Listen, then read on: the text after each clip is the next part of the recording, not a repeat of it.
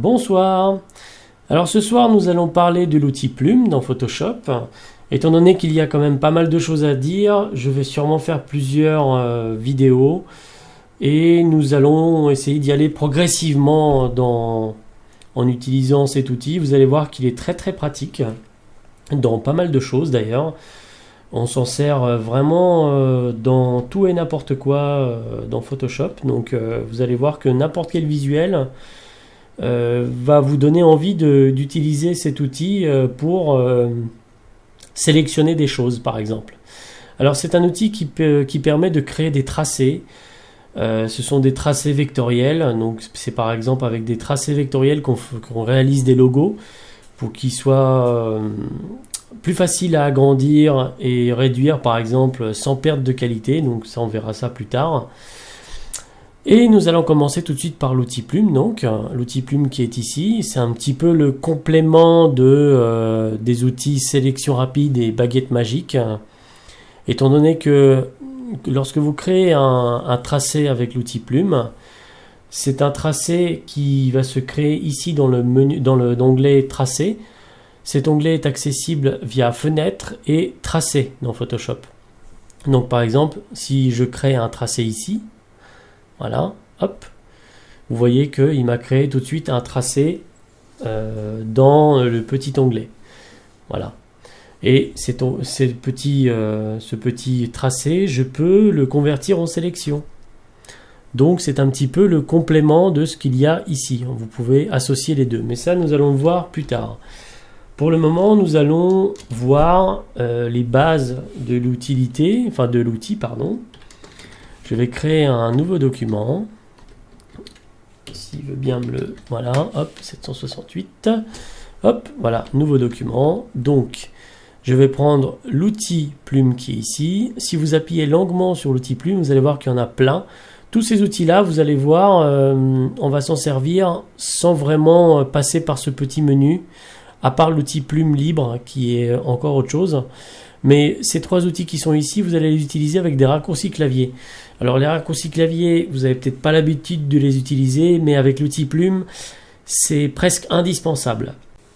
Je crée une forme donc quelconque, hein. Hop, on va faire un polygone, donc je tire, hop, je clique, je glisse avec la souris, je reclique et je rejoins ma forme. Donc pour fermer une forme, il suffit de cliquer sur le point de base, enfin de départ, et vous allez avoir un petit rond dessus. Donc voilà, vous fermez votre forme. Voilà notre premier tracé. Donc vous voyez ici qui se crée dans l'onglet Tracé. Je rappelle, l'onglet Tracé est ici dans Fenêtre Tracé. C'est ici qu'il va se créer. Voilà. Donc cette forme, vous pouvez la sélectionner avec la touche CTRL. Hop, je reste appuyé sur la touche CTRL, je sélectionne ma forme. Pareil, si je veux sélectionner un point, j'appuie sur la touche CTRL de nouveau, je tiens appuyé la touche CTRL et j'appuie sur un point pour le déplacer par exemple. Donc je reste appuyé avec la souris également et la touche CTRL de mon clavier. Vous allez avoir normalement en bas de l'écran la touche du clavier qui reste appuyée. Donc si je lâche, vous n'allez plus la voir. Voilà. Donc ensuite, nous allons par exemple sélectionner ce point-là. On va le déplacer vers le milieu. Donc je reste appuyé sur la touche CTRL. Je clique et je déplace mon point. Voilà. J'ai fait à peu près une flèche. Hein. Voilà. Je relâche. Et voilà, nous avons une petite flèche. Bon. Imaginons, ce n'est pas exactement ce que nous voulons faire. On va recliquer sur la touche CTRL. Je sélectionne ce point. Je le remets où il était. Maintenant, nous avons envie de prolonger cette espèce de rectangle un peu bizarre en sélectionnant deux points. Alors très simple, nous allons soit sélectionner directement les deux points comme ça, donc je tiens à appuyer la touche CTRL et je reste appuyé avec la souris pour faire une sélection. Donc cette sélection que vous voyez à l'écran.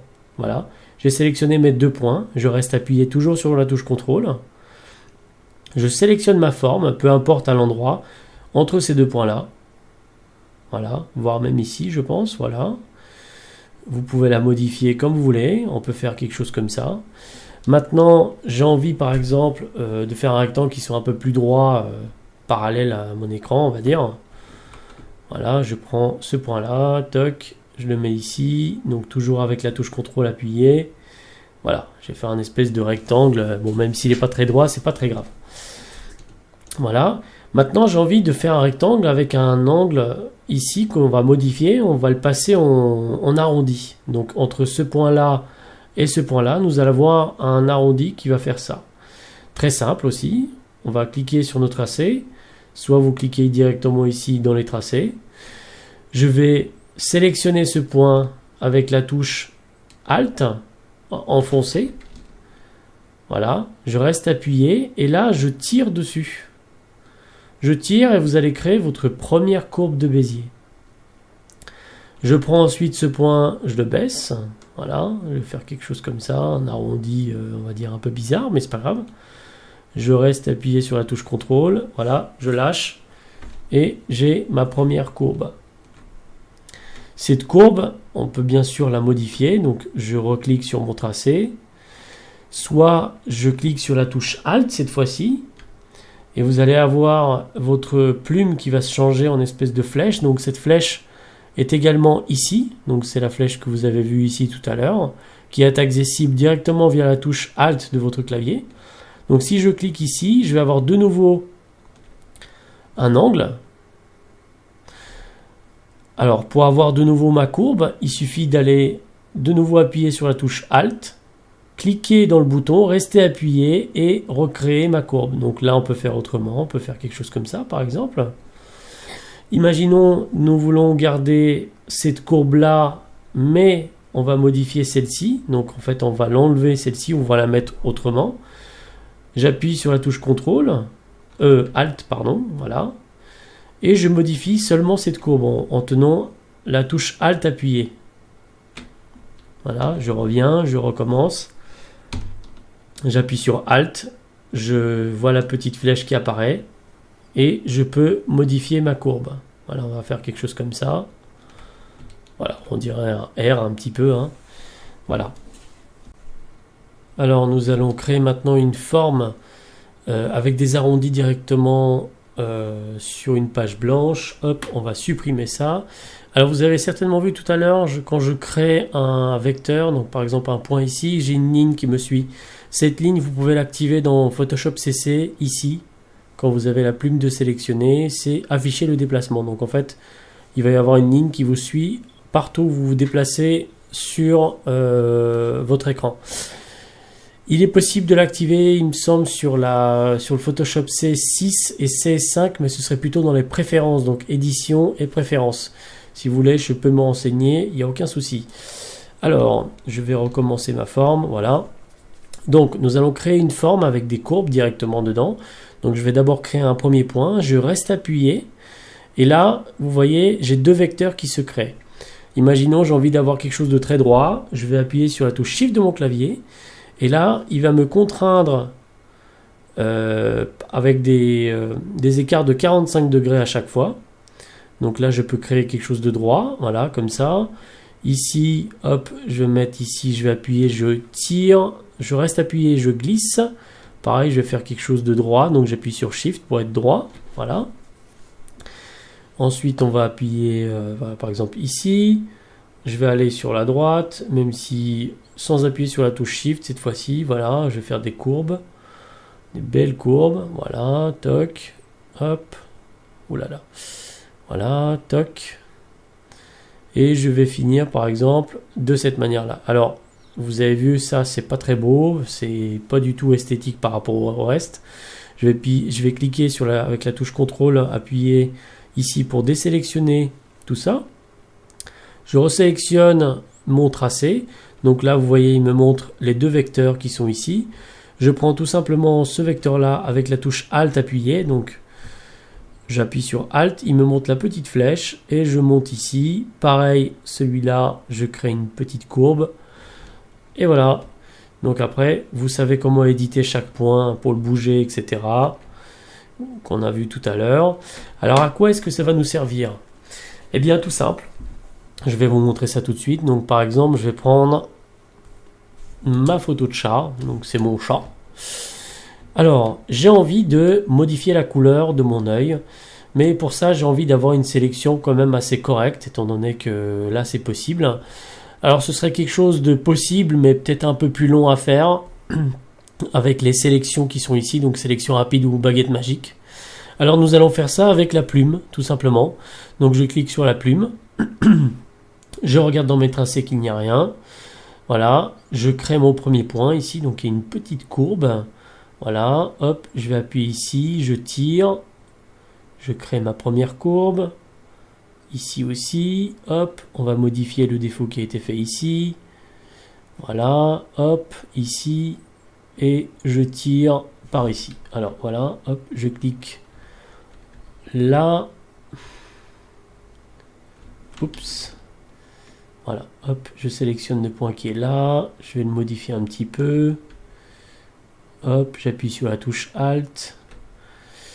Là, j'appuie encore une fois sur la touche CTRL pour prendre le point. Et voilà, nous avons notre petite courbette, notre petite sélection vectorielle. Donc là, je valide mon tracé.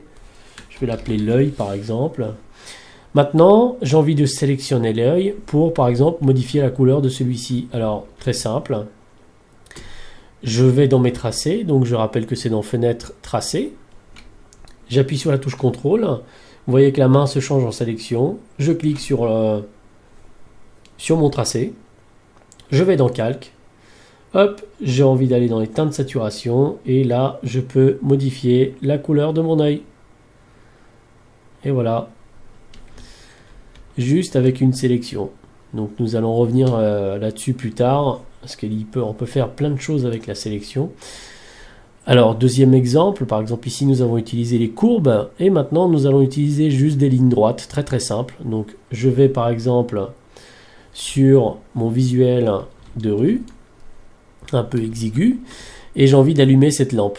Donc comment faire pour allumer cette lampe? Eh bien il faut sélectionner la vitre qui est là, la vitre qui est ici, et la vitre qui est là. On pourrait le faire aussi avec la sélection ici, baguette magique, etc. Mais ce serait plus long que d'utiliser la plume. Alors là, je vais utiliser que des lignes droites, donc pas besoin d'utiliser clavier. Il n'y a aucun raccourci clavier à faire ici. Je crée juste des lignes droites. Voilà, hop. Voilà, hop, je vais à côté, je sélectionne le reste. Ah, et ici il y a une courbette. Bon, ben, il y a une courbette, on va se rapprocher. On va créer une première ligne ici. Hop, on va aller là, je tire. Là, j'appuie sur la touche Alt pour avoir que ce vecteur-là de sélectionner. L'autre ne bouge pas. Je lâche la touche Alt. Hop, et je fais pareil. Ici, pareil.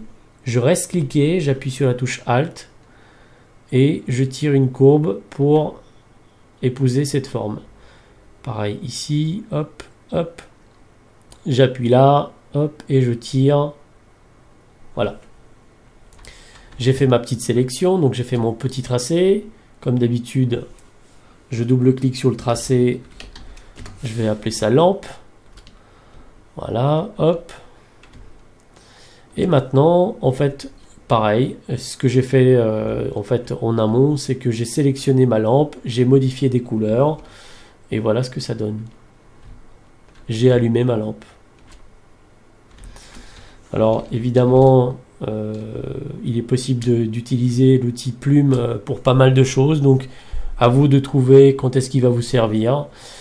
Et si vous voulez des exercices, je peux vous en créer. Ne serait-ce ce visuel-là, pas de souci, je vous le donne. Avec l'astuce ou l'anti-sèche si vous le souhaitez. Vous pouvez me le demander, aucun souci. Voilà. À très bientôt et bonne pratique.